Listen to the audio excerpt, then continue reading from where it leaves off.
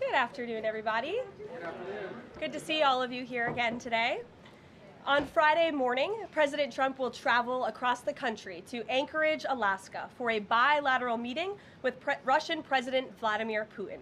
The brutal war between Russia and Ukraine broke out under Joe Biden's incompetent leadership, but President Trump is determined to try and end this war and stop the killing. As the president has said over and over again, his strong preference will always be for peace and partnership whenever those outcomes can possibly be achieved. There is no leader in the world right now who has been more committed to preventing wars or ending them than President Donald Trump. Just look at what took place here at the White House last Friday, when President Trump hosted the Azerbaijani president and Armenian prime minister and got the two leaders to sign a historic joint declaration for peace, ending a decades-long conflict that disrupted the region and claimed countless lives. In other news, we continue to see positive economic reports across the board. Today's CPI report revealed that inflation beat market expectations once again, and inflation remains stable. Overall, inflation has run at a 1.9 average annual pace in President Trump's first 6 months in office. Prices for everyday goods continue to decline. Energy prices fell in July, including gasoline, which is down nearly 10% over last year, and propane, which is down 2.5% over last year as well. Egg prices fell once again in July and are down 20% since President Trump took office. Shelter inflation, the largest contributor to overall inflation, is at its lowest level since October of 2021. Wage growth for American workers is beating inflation once again. As inflation declines, this administration continues to be wholeheartedly committed to putting more money back into the American people's pockets. American real wages are up 1.3% over last year and have increased each month since President Trump took office. And small business optimism, according to this morning's report, has also reached a 5-month high. Ignore the panicans and trust in President Trump. That is our motto here at the White House. The America First economic agenda is working. On another matter, yesterday, President Trump took bold action to finally restore law and order right here in our nation's capital. The president declared a crime emergency in the District of Columbia, federalized the D.C. Police Department, and mobilized the D.C. National Guard to end violent crime in our nation's capital. As part of the president's massive law enforcement surge, last night, approximately 850 officers and agents were surged across the city.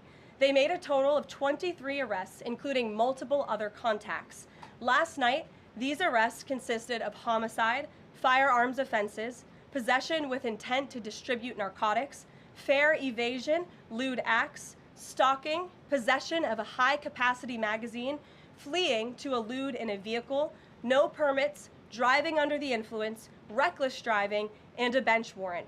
A total of 6 illegal handguns were seized off of District of Columbia streets as part of last night's effort.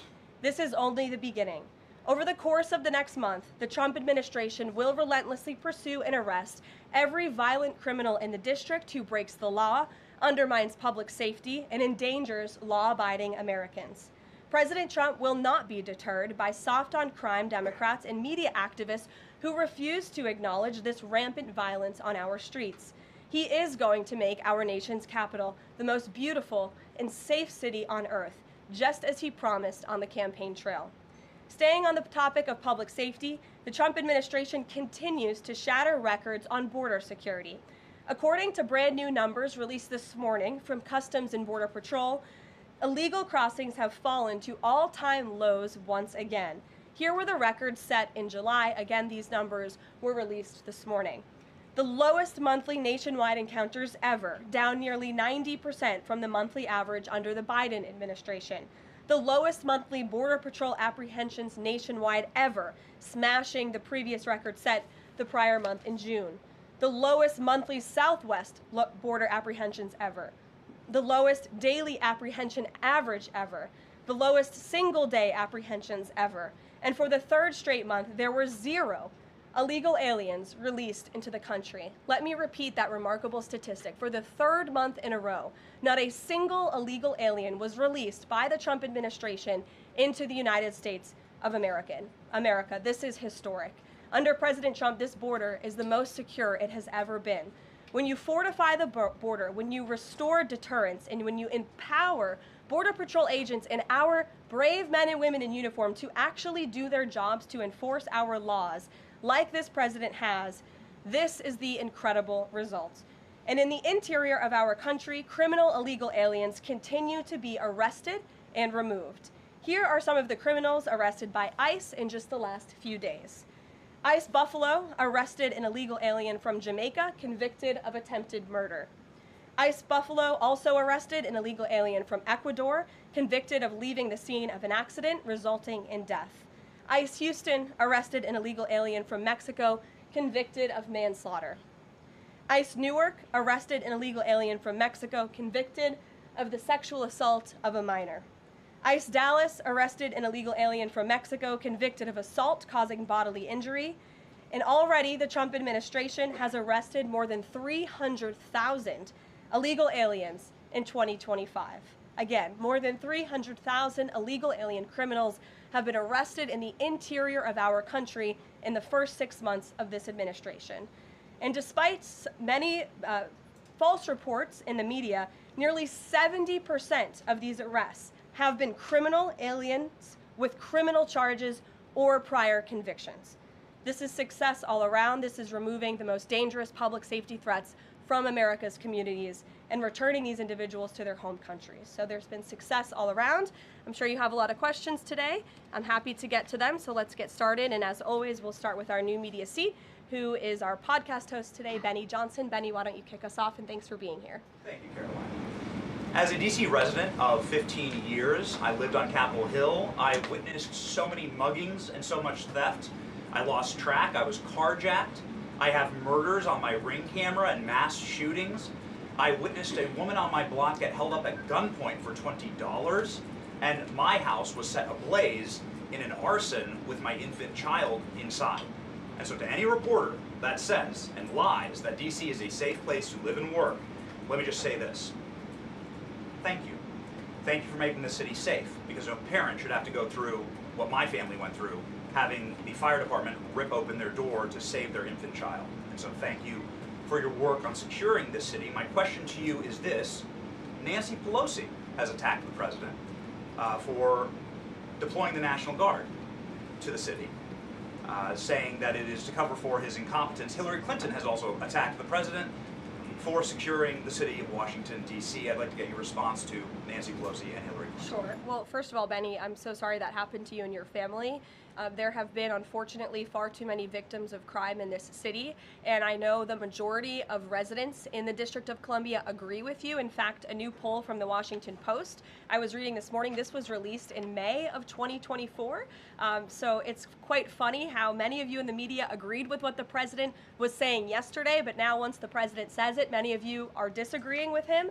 But this poll released by the Washington Post found that 65% of district residents think crime is an extremely serious or a very serious problem, and this was up from 56% last year. So the concern that you share with so many other residents in the District of Columbia is real, and that's why this president is taking action to address it. To get to the heart of your question, I think it's despicable that Democrats cannot agree that we need more law and order in a city that has been ravaged by violence, crime, murders, property theft.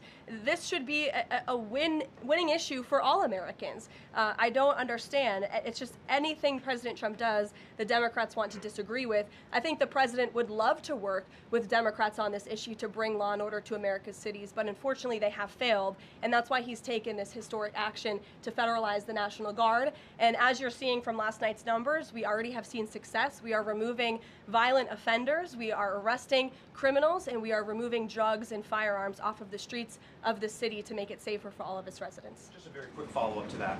Given the heroic actions of a member of this administration just a few blocks from this building, will the president consider giving the Presidential Medal of Freedom to Big Balls? I haven't spoken to him about that, but perhaps it's something he would consider. I'll ask him and get back to you, Benny. Thanks for being here. Gabe. Thank you, Caroline. Regarding the Putin and President Trump summit on Friday, why not invite Ukrainian President Zelensky to that summit? I know the president said yesterday that he planned to speak with him right after the summit and even before, but why not invite Zelensky, and whose decision was it to not invite him? Was it the president or was it President Putin? Well, this meeting came about because the president of Russia asked the president of the United States to meet through his special envoy, Steve Witkoff, who, as you all know, traveled to Russia to have a conversation with Putin at his request. And so the president is agreeing to this meeting at the request of President Putin. And the goal of this meeting for the president is to walk away with a better understanding of how we can end this war. And the president said at this podium yesterday when he joined all of you in the room that he hopes in the future there can be a trilateral meeting with these three leaders to finally bring this conflict to an end.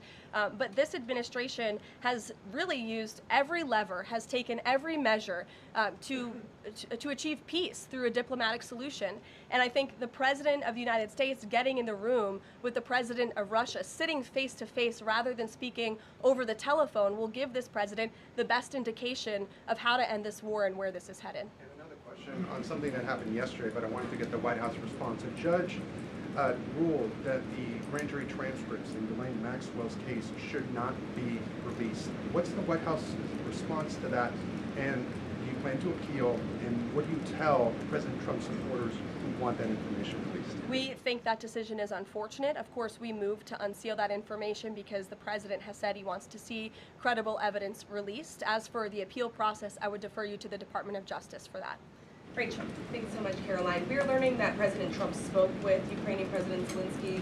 I was curious if you can share any more details about their call, and did Zelensky give President Trump any red lines, any non-starters ahead of this summit on Friday? Look, I don't want to reveal the private conversations between the president and President Zelensky, but what I can tell you is that the president has deep respect for all parties that are involved in this conflict and are trying to bring this conflict to an end. After Special Envoy Witkoff returned from his meeting with President Putin in Russia, his first phone call was to President Trump.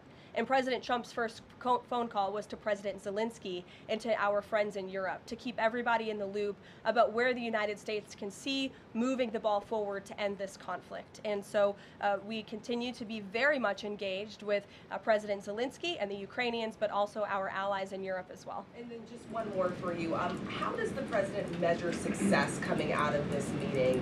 The president at times has suggested that Putin might be tapping him along. Is he prepared to walk out of this meeting if he senses that Putin is not serious about ending this war? I think I just answered that question for you and what the goal and the expectation of the meeting is. And I won't jump ahead of any hypotheticals, and I'll leave it to the president to speak to all of you after the meeting, which I'm very confident he will. Steve. Is he optimistic that a deal will emerge from this meeting, or is he simply going to listen? I think this is a listening exercise for the president. Look, only one party that's involved in this war is going to be present. And so this is for the president to go and to get, again, a more firm and better understanding of how we can hopefully bring this war to an end. Caroline, how did you settle on Alaska as the site for this? So there were some other sites being discussed. This is like it was a midpoint between the two leaders? There were many sites discussed, but of course Alaska is a state within the United States of America, so the president is very honored and looks forward to hosting President Putin on American soil. Last thing, is there a joint news conference plan, or will the president have a solo one? What sort of scheduling stuff? Yeah, the mechanics and the scheduling, Steve, are still being ironed out. For Friday, we're working with our Russian counterparts to put those plans into action, and of course we'll keep you all apprised on the logistical details of Friday as soon as we get them. Charlie? The president said at the podium yesterday twice that he was planning to go to Russia. Was that a verbal slip-up, or does he actually plan to go to Russia? Perhaps there are plans in the future to travel to Russia, and on Friday the president will be meeting with the Russian President Vladimir Putin in Alaska, as you know. Phil? Last week, the president said the CEO of Intel was highly conflicted, seeming to cite his past investment with Chinese companies that were doing business with the Chinese military. Yesterday, he called his meeting with that CEO a success. So what can you tell us about what the Intel CEO said to President Trump that changed his mind? The president put out a statement that you cited, Phil. I will leave it at that. He shared his thoughts on that meeting and how it went, and for any further comment on that, I'll leave it to him to make. Will the Bureau of Labor Statistics continue to put out monthly jobs reports? Well, look, what I'll tell you about the Bureau of Labor Statistics, I believe that is the plan and that's the hope, and that these monthly reports will be data that the American people can trust. As you know, the Bureau of Labor Statistics has made massive revisions after the last several reports that they have put out.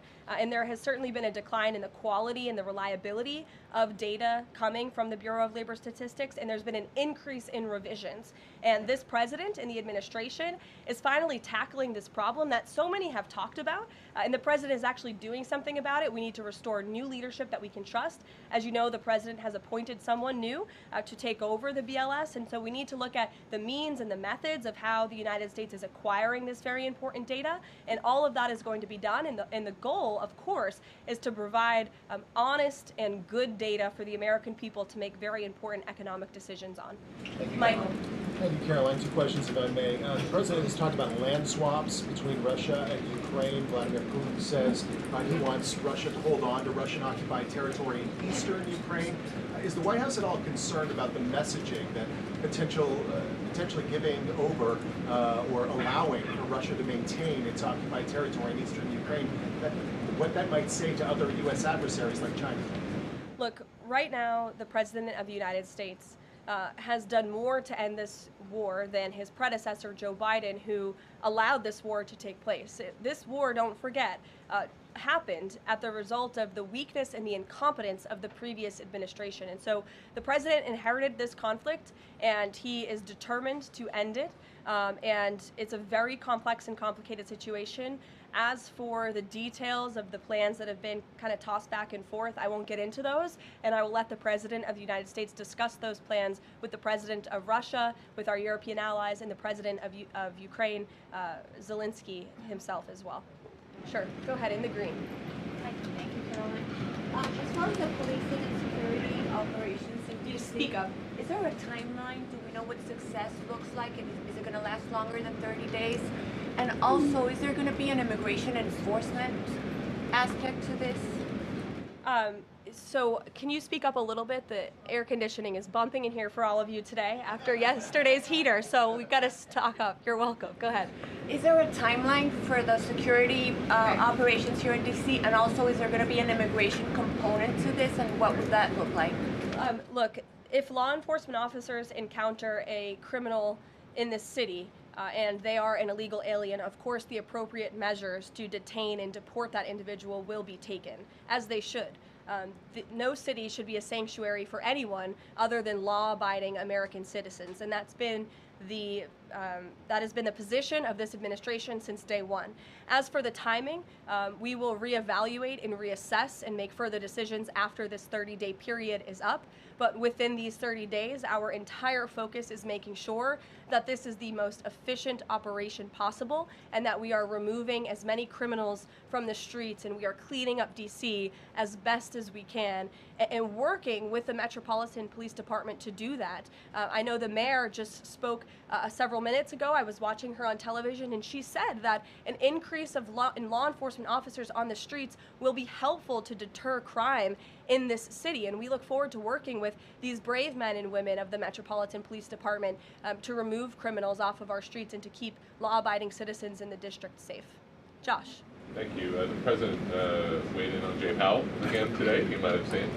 He said that he's considering allowing a major lawsuit against Powell to proceed because of the, quote, horrible and grossly incompetent job he has done. Can you tell us about that? What lawsuit is he talking about?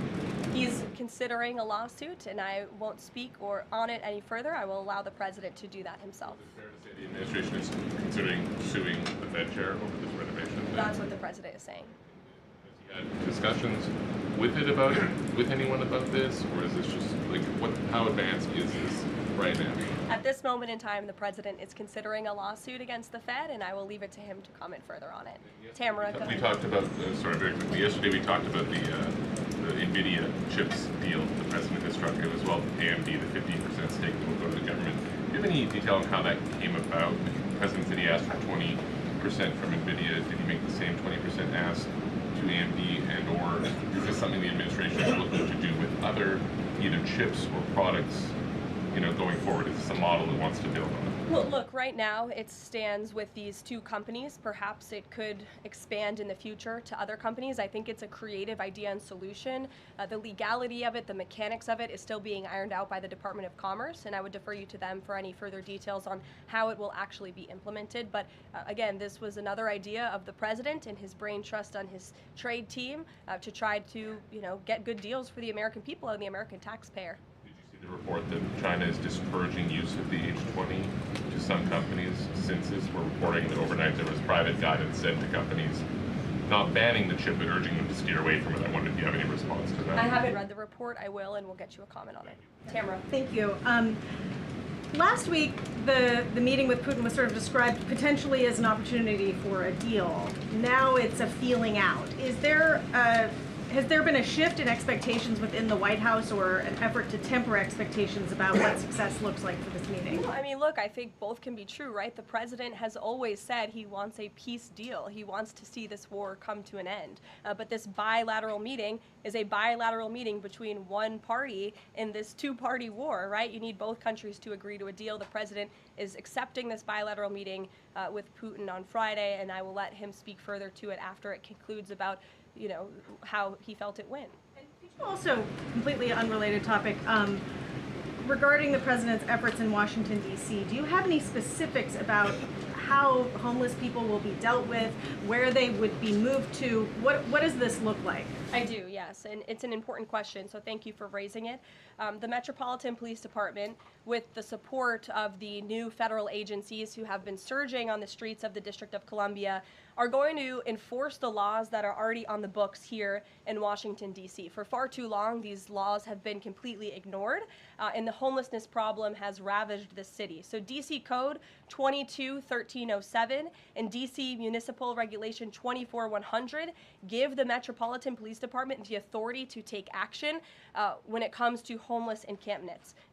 So homeless individuals will be given the option to leave their encampment, to be taken to a homeless shelter, to be offered addiction or mental health services, and if they refuse, they will be susceptible to fines or to jail time. Again, these are pre-existing laws that are already on the books. They have not been enforced, which is part of the reason for this federalizing of the National Guard to bring in this assistance for law enforcement. While we are targeting criminals and trying to remove criminals off of the streets, we also want to make DC safe and beautiful, and that involves removing mentally disturbed individuals and homeless encampments as well. So we will be using these regulations and code that already exists to clean up our streets, and we've already had great success. Not many of you picked up on this, but the United States Park Police has actually done remarkable work in terms of removing homeless encampments from the city. Since the president signed this executive order in March, 70 homeless encampments have been removed by the U.S. Park Police. There are only 2 homeless encampments remaining in D.C. federal parks under the National Park Service's jurisdiction, and the removal of those 2 remaining camps is scheduled for this week. So the U.S. Park Police will be leading this effort alongside MPD. Just very quickly, he had talked in one of his social media posts about moving them very far outside of the city. Is that off?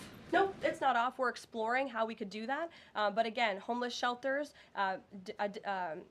offered addiction and mental health services, or jail if they refuse are the options on the table right now. And we'll continue to explore that option. Sure. Thank you so much, Karoline. President Zelensky said moments ago that he thinks Russia is preparing for a new offensive on at least 3 different areas of the front line. Is this something that you could confirm based on U.S. intelligence? And if the president sees that Putin is indeed planning major new offensive or moving troops, would he call off the meeting on Friday?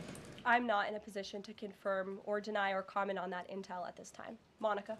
Thanks, Caroline. My question involves Russiagate. A whistleblower alleges that then Congressman Adam Schiff approved leaking classified information to smear President Trump's image during the Russiagate scandal. Does the president plan to investigate Adam Schiff, and what would accountability look like if more information confirms this report?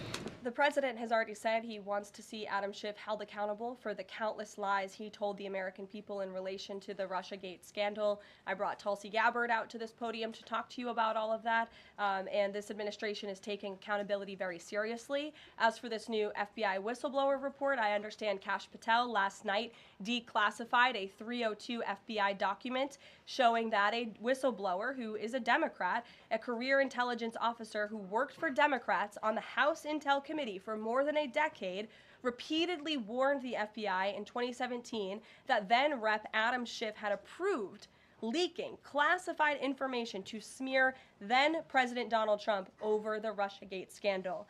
This is obviously a bombshell whistleblower report. Hopefully more people in this room will cover it as such. And I have a quote from the FBI director for all of you. He has said this: "For years, certain officials used their positions to selectively leak classified information to shape political narratives. It was all done with one purpose: to weaponize intelligence and law enforcement for political gain. Those abuses eroded public trust in our institutions. The FBI will now lead the charge with our partners at DOJ, and Congress will have the chance to uncover how political power may have been weaponized and to restore accountability." That's what the administration is focused on, and hopefully we'll see some more media reports on this whistleblower allegation. If this were reversed, if this were allegations against the president or any of these cabinet officials, I'm sure everyone in this room would cover it as such.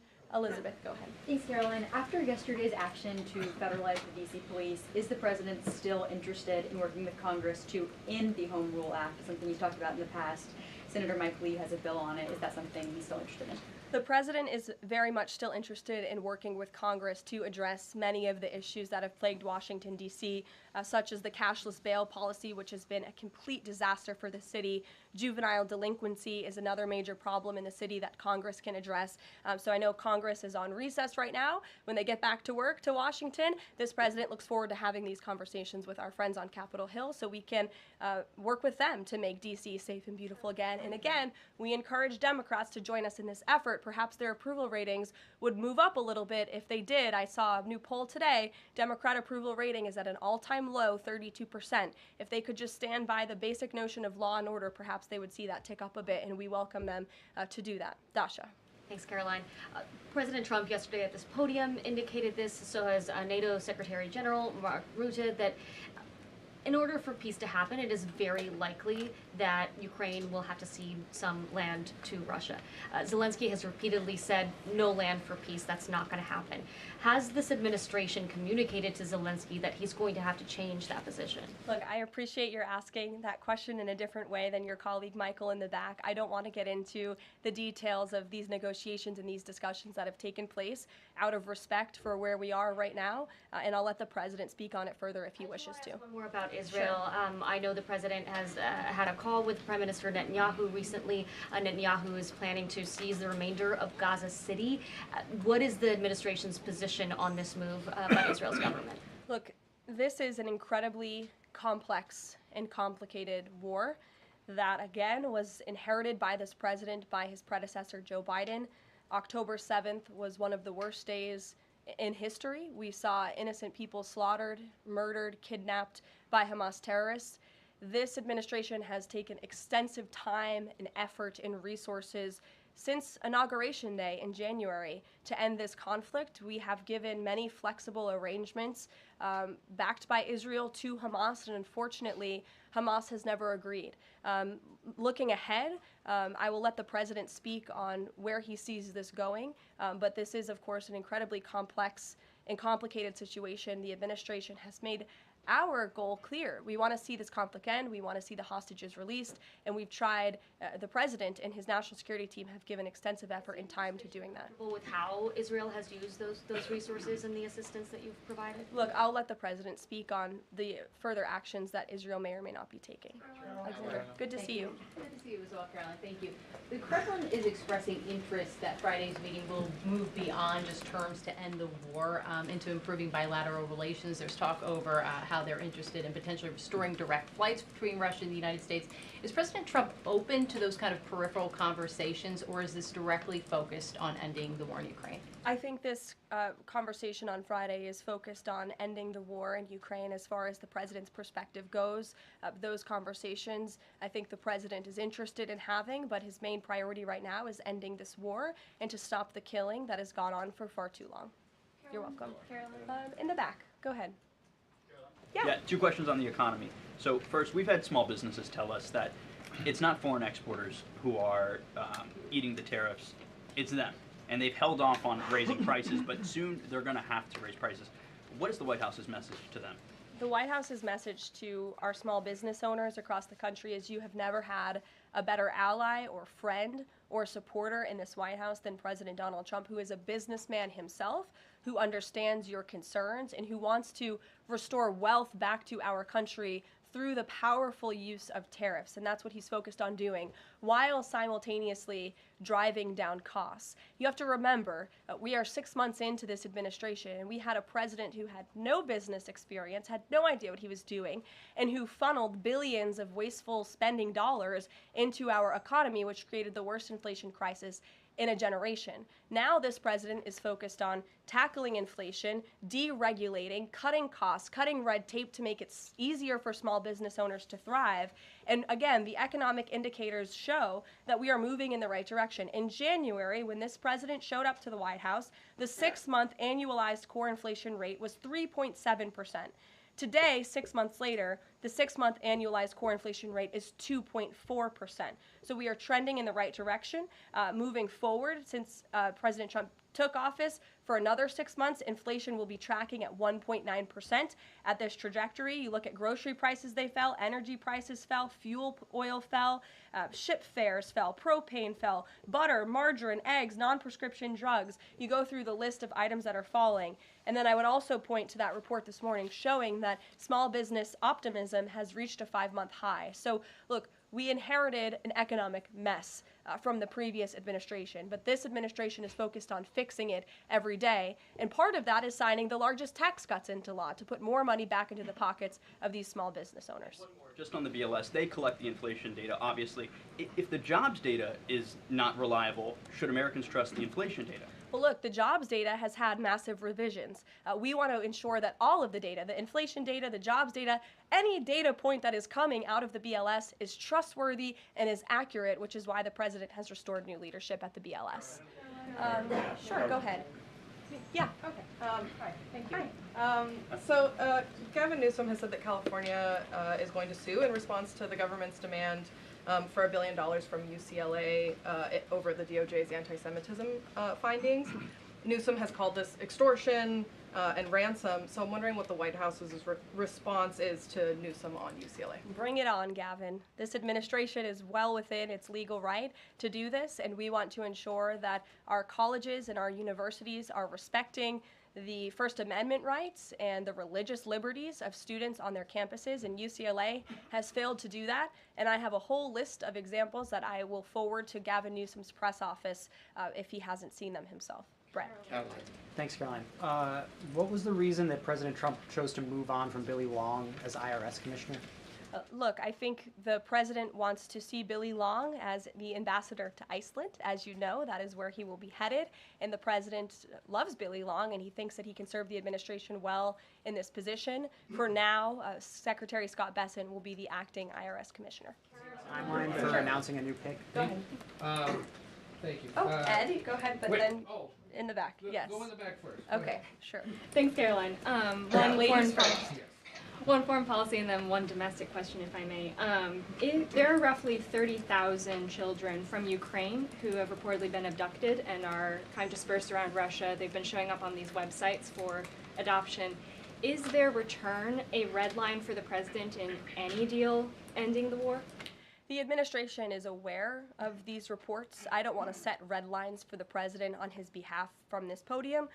However, the president did encourage Ukraine and Russia to speak directly to one another in terms of these humanitarian issues. And we have seen progress. You have seen prisoners of war swapped between these two countries as a result of these direct talks, as well as children, and that remains a concern, but it's one that Russia and Ukraine need to iron out together, which is why this president has encouraged them to speak.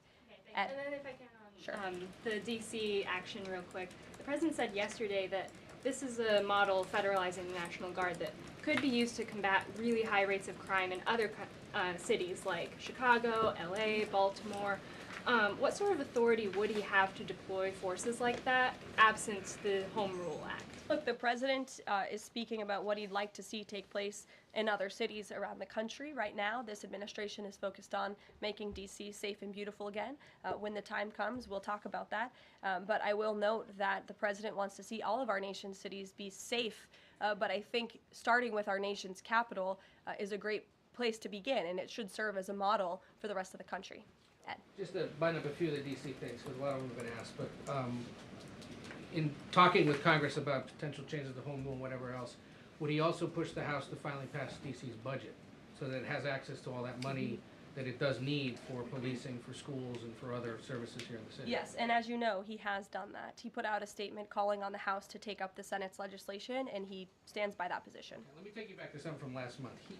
You guys announced the president was diagnosed with chronic venous insufficiency after his legs were seen swelling. How's he being treated for that? And while you were upfront about those health issues, curious if the White House would be willing to let us speak with his physician directly about those health issues. I know there were a lot of concerns about the last White House not making the physician available. Would the physician be available in this case?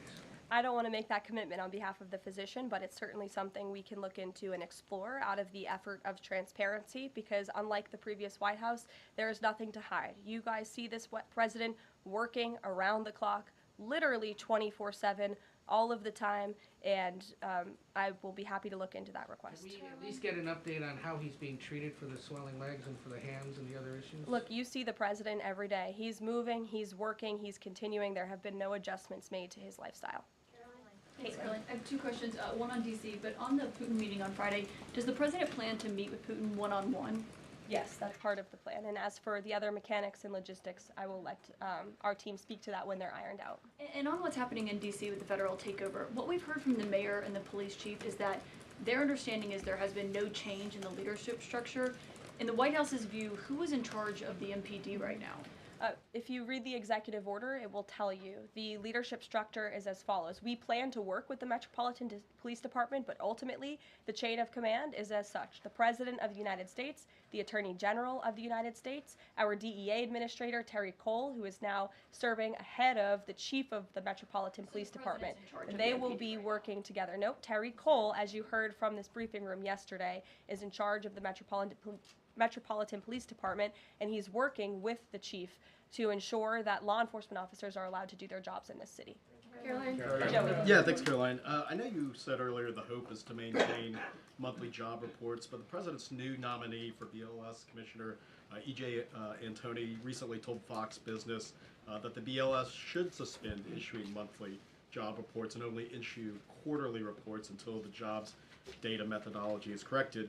So does the president disagree with that assessment that his nominee is said there, or suspending these monthly job reports a real option? I think he floated the idea of possibly suspending until they can get the data and the methodology in order. And this president wants to ensure that the BLS, again, is putting out accurate and honest data that the American people can trust. Since you brought up the new commissioner, he holds a master's and doctor's degree in economics from Northern Illinois University. He's the chief economist in the Heritage Foundation's Center for the Federal Budget. And in addition to his work at Heritage, he has multiple other roles. He's been widely renowned for his work on economic issues. He's been called before Congress to testify as an economic expert. So he's a qualified individual, and the president trusts him to lead this important department. Take a couple more questions. Sure, go ahead. Given that the administration now has jurisdiction over MPD, can we expect, does that mean like personnel changes, hiring, firing? Can we expect leadership changes internally in the Metropolitan Police Department? I just walked through what the leadership structure looks like right now. Within the uniformed police department, right? I mean, does that mean that the Attorney General, others kind of have the ability to make those personnel decisions? I would imagine it means they have the ability. As for any changes, I'm not tracking any. Again, we look forward to working alongside the Metropolitan Police Department, and we did that last night successfully, and we hope we can do that for the next 29 nights. Go ahead. Karoline, Yes. So in light of reports that ICE agents detained a 15-year-old student with disabilities outside an LA high school, even leaving bullets on the sidewalk, how does the Trump administration plan to ensure parents that their children can return to school without fear of being wrongfully detained or endangered by federal agents? Where'd you see that report? LA Times. Okay, well, I'll have to look into the veracity of that report. I read the LA Times almost every single day, and they are notorious for misleading the public. I'm sure there's more to that story than the way that you just characterized it. This administration wants to ensure that all school children across the country in every city, from Los Angeles to DC, can go to school safely, and that's part of this administration's effort to federalize the National Guard in Washington, to ensure that ICE is removing child predators. I just read you a list of a handful, just a handful, of the hundreds of thousands of child predators that this administration is removing off of the streets of Los Angeles and every other community across this country, because we want to ensure this is a country where American school children can be safe, where they can prosper, and where they are not threatened by violent criminals, whether they are illegal or whether they are American citizen homegrown criminals, as this president calls them. So I will gladly go check on that report, and I'll get you the facts. Thank you. Karoline. Thank you.